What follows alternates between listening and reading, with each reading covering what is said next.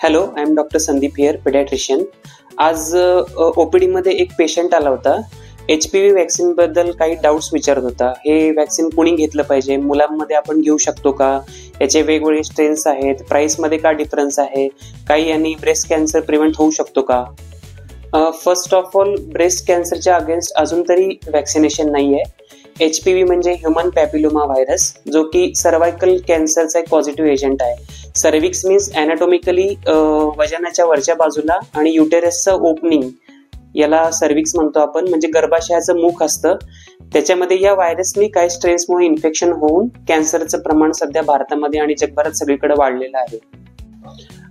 या व्हायरसचे 150 पेक्षा जास्त स्ट्रेन्स असतात, ज्यापैकी 4 स्ट्रेनमुळं हा कॅन्सर होऊ शकतो असं पूर्वी शोधून काढण्यात आलं होतं. त्यामुळे 4 स्ट्रेन असलेलं, ज्याला क्वाड्रिव्हॅलंट वॅक्सिन म्हणतो आपण, ते पूर्वी देत होते, ज्याची प्राइस कमी. आता त्याच्यामध्ये अजून काही 5 प्रकारचे स्ट्रेन्स शोधून काढण्यात आले आहेत, ज्यांनी हा कॅन्सर होतो.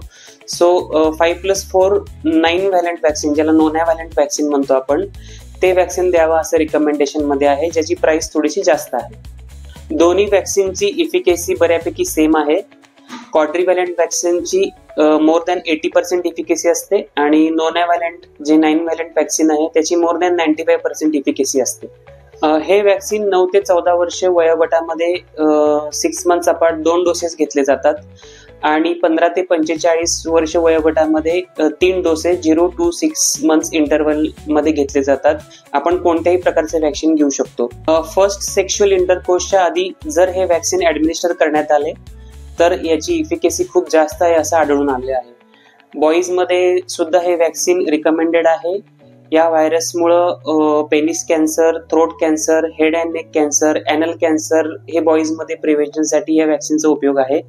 So everyone should take this vaccine according to schedule.